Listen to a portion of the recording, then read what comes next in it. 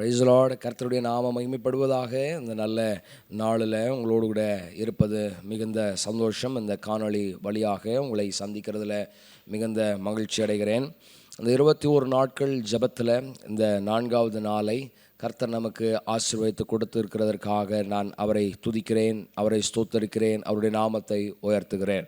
இந்த நாளில் ஒரு வசனத்தை உங்களுக்கு முன்பதாக நான் காண்பிக்க விரும்புகிறேன். சங்கீதம் 18வது அதிகாரம் என்னுடைய 2வது வசனம் இப்படி சொல்லுகிறது: கர்த்தர் என் கன்மலையும் என் கோட்டையும் என் இரட்சகரும் என் தேவனும், நான் நம்பியிருக்கிற என் துருகமும் என் கேடகமும் என் இரட்சணிய கொம்பும் என் உயர்ந்த அடைக்கலமுமாயிருக்கிறார். ஆமென். கர்த்தர் நம்மளுடைய கன்மலையாக இருக்கிறார். அவரே நம்மளுடைய பலனாக இருக்கிறார். அவரே நம்முடைய கோட்டையாக இருக்கிறார். அவரே நமக்கு இரட்சகராக இருக்கிறார்.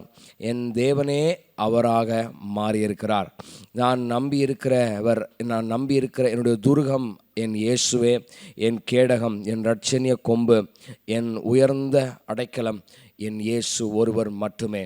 இன்றைக்கு இந்த வார்த்தையை கேட்டுக்கொண்டிருக்கிற உங்களுடைய வாழ்க்கையில் ஒருவேளை ஆண்டவரே எங்கே நான் அடைக்கலம் புகுவது, ஆண்டவரே யாரிடத்தில் நான் அடைக்கலம் கேட்பது என்ற கேள்விக்குறியோடு கூட இருப்பீங்கன்னா, ஆண்டவர் சொல்கிறார், நானே உனக்கு உயர்ந்த அடைக்கலமாக இருக்கிறேன். நானே உனக்கு ஒரு உயர்ந்த அரணாக இருக்கிறேன். நானே உனக்கு கேடகமாக இருக்க விரும்புகிறேன். பிசாசானவன் எய்கிற எல்லா அக்கினி ஆஸ்திரங்கள், பிசாசானவன் போட்டிருக்கிற எல்லா திட்டங்கள், சதி மோசடிகள் எல்லாவற்றுக்கும் உன்னை நான் விலக்கி காக்கும்படியாக நானே உனக்கு கேடகமாக இருக்கிற விரும்புகிறேன் என்று கர்த்தர் சொல்லுகிறார். அவரே நமக்கு ஷீல்டாக இருக்க விரும்புகிறார். உங்களுக்கு விரோதமாக எந்த ஆயுதமும் வாய்க்காதே போகும். No weapon shall be prosper against you. எந்த ஆயுதமும் உங்களுக்கு விரோதமாக வாய்க்க பண்ணார். யார் எத்தனை பேர் உங்களுக்கு விரோதமாக எழும்பினாலும், எத்தனை லட்சங்கள் உங்களுக்கு விரோதமாக எழும்பினாலும், சபைக்கு விரோதமாக எழும்பினாலும், யார் எவ்வளோ பெரிய ஆள் வந்து நின்னாலும் உங்களுக்கு எந்த தீங்கும் அணுகாதபடி உங்களை கர்த்தர் பாதுகாத்துக் கொள்வார். ஏன்னா அவரே உங்களுக்கு கேடகமாய் மாறியிருக்கிறார். He is your protection. அவர் தான் உங்களுடைய பாதுகாப்பு.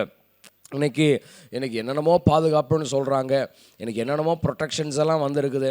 இன்றைக்கும் கூட நம்மளுடைய முதலமைச்சருக்கு ஜெட் செக்யூரிட்டி அப்படி சொல்கிறாங்க.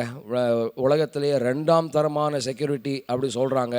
ஒரு நிறைய விதமான செக்யூரிட்டி லெவல்ஸ் எல்லாம் இருக்குது.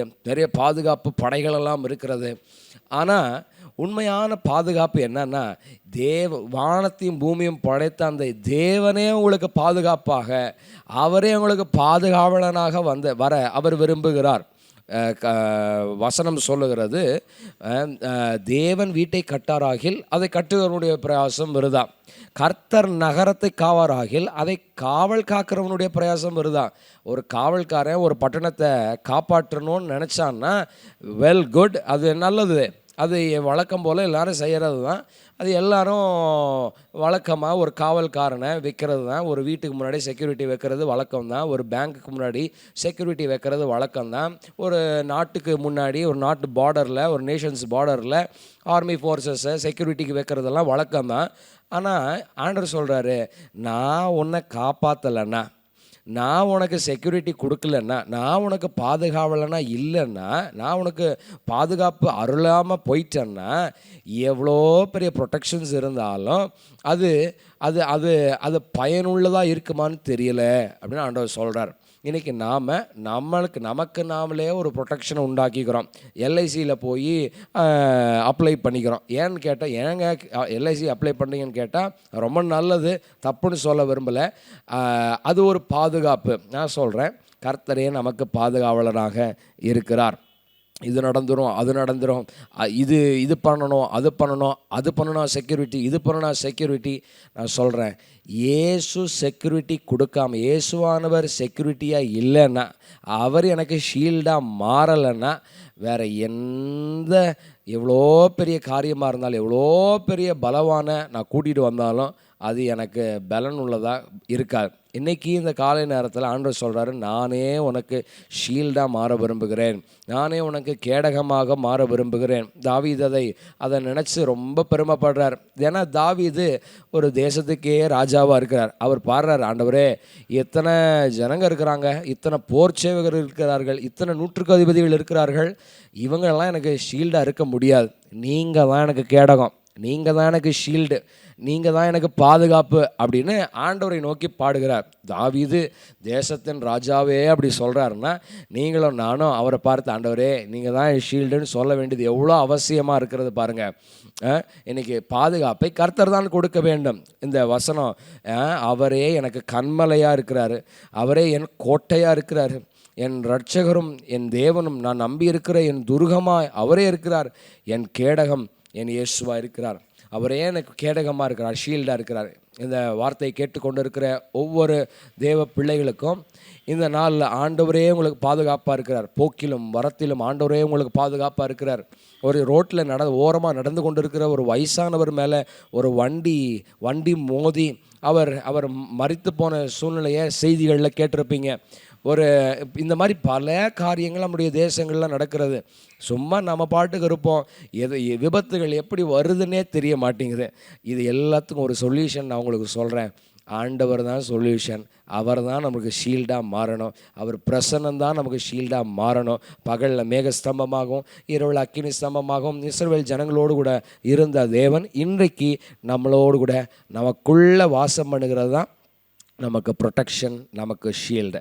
கண்களை மூடி ஆண்டவர் நோக்கி பார்ப்போமா. அன்பின் தகப்பனே, நீர் எங்களுக்கு பாதுகாவலனாக இருக்கிறதற்காக நன்றி அப்பா. நீர் எங்களை பாதுகாக்கிற நல்ல தகப்பனாக இருக்கிறதற்காக நன்றி அப்பா.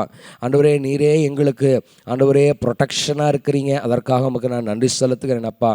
You are our protection, you are our shield. நீரே எங்களுக்கு பாதுகாவலனாக எங்கள் கேடகமாக இருக்கிறதற்காக நன்றி அப்பா. எங்கள் உயர்ந்த அடைக்கலமே நன்றி, எங்கள் கண்மலையே நன்றி, எங்கள் துருகமே நன்றி, எங்கள் கோட்டையே உமக்கு நாங்கள் நன்றி செலுத்துகிறோம் அப்பா. ஆண்டவரே, இந்த வார்த்தை கேட்கிற ஒவ்வொரு தேவ பிள்ளைகளுடைய வாழ்க்கையிலும் நீங்கள் பாதுகாவலனாக இருந்து அவர்களை பாதுகாத்து உயர்த்தி அருளும்படியாக ஜெபிக்கிறோம் நல்ல தகப்பனே.